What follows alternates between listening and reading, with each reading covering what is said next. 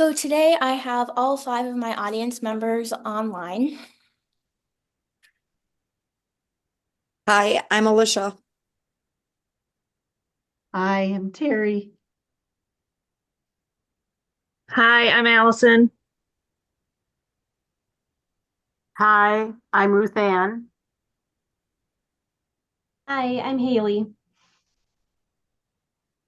Okay, so with that, I will get started.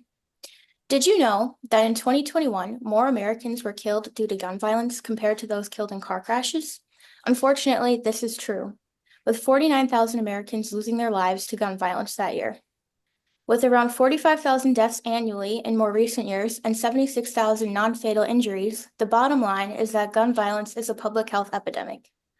With alarming numbers like the ones I just mentioned, you may think that we are working hard to lower the death and injury rates for the future. However, numbers are only expected to climb as time progresses.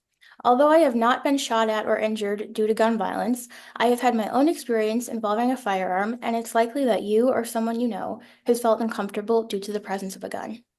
My goal is to inform you of the efforts of gun safety laws and what can happen when there are none to little put in place. I will be bringing to light how the use of gun safety laws has an impact on society and how it affects us living in Wisconsin, while also highlighting how a number of Americans live their lives in fear due to gun violence.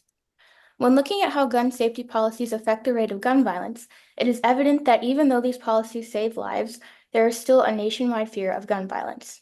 States with strong safety gun laws are keeping their residents much safer than those with weak gun safety laws. According to Everytown Research and Policy, states considered to be national leaders when it comes to firearm safety, such as California, Hawaii, and Maryland, have an average of 13.6 deaths per 100,000 residents or fewer. If every state in the country had the gun death rates of the national leader states, 289,000 lives could be saved in the next 10 years. High gun ownership rates also have a major impact on states who have higher death rates. Both the likelihoods of suicide and homicide are drastically increased when there is access to a firearm inside the home. States like Nevada and New Mexico are above average rates of gun ownership states, and they also have higher rates of gun violences than their laws might suggest. Exposure to gun violence is rampant throughout the entirety of the United States and is preventing Americans from living their lives to the fullest extent. There is a staggering amount of Americans who have experienced a number of incidents relating to guns, whether that be the death of someone they loved or feeling threatened by the presence of a gun. More than half of all adults in the United States report that they or a family member have been involved in a gun violence-related incident. 1 in 5 adults say that they have a family member killed by a gun. Along with the loss of lives that occurs from firearms, the fear of them prohibits many Americans from being able to live freely. 1 in 5 adults reports being personally threatened or intimidated with a gun, and 1/3 of U.S. adults report that the fear of a mass shooting has prevented them from attending certain places or events, according to the public health approach to prevent gun violence. Now that we know how firearms are affecting the United States as a whole, we should consider how Wisconsin measures up when it comes to gun safety. Second Amendment debates are a widely discussed topic throughout the United States, and Wisconsin is no exception. When it comes to gun laws, Wisconsin is considered to be a middle-of-the-road state compared to other states. There are many key aspects when it comes to Wisconsin's gun laws. One key aspect of Wisconsin gun laws has to do with the use of a concealed carry permit. John Paul Marquand law offices say Wisconsin is a shall issue state, which means that if you meet certain requirements, take a firearm safety training course, and are not prohibited from possessing firearms under federal or state law, you are entitled to a concealed carry permit. Open carry of firearms is legal in Wisconsin for people who are at least 18 years old and are not prohibited from possessing a firearm. There are a number of other key aspects when it comes to gun safety in Wisconsin, such as background checks, waiting periods, and laws. For purchases from licensed dealers, Wisconsin follows federal laws requiring background checks. However, there is no background check for private sales, which is sometimes referred to as the gun show loophole. When it comes to a red flag law, Wisconsin doesn't have one. This would allow courts to temporarily confiscate firearms from individuals who may be a threat to themselves or others. Along with regulations for purchasing a gun and how you can use it, Wisconsin law prohibits certain individuals from possessing firearms. It is illegal to sell or transfer a firearm to someone who is prohibited from possessing one.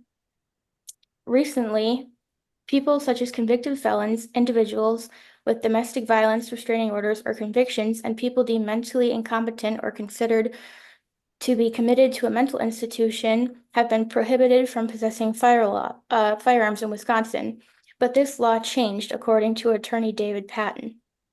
Wisconsin statute states that an individual's mental health problem or developmental disability can prevent them from possessing a firearm.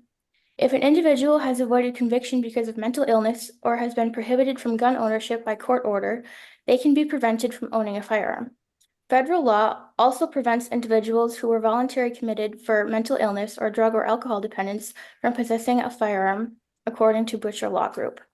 And now I will share my visual aid.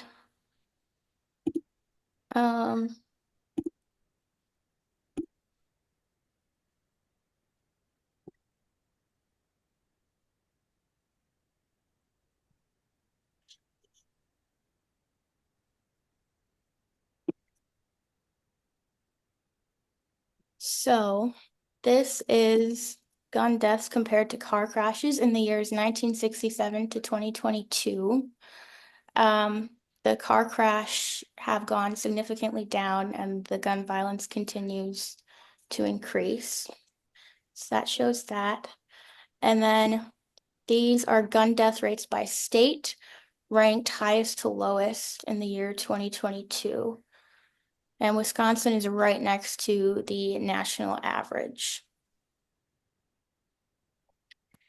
So during my speech today, I showcased the importance of gun safety laws and explained how they affect us specifically in Wisconsin, and I also called attention to the fact that many Americans live their lives in fear due to gun violence.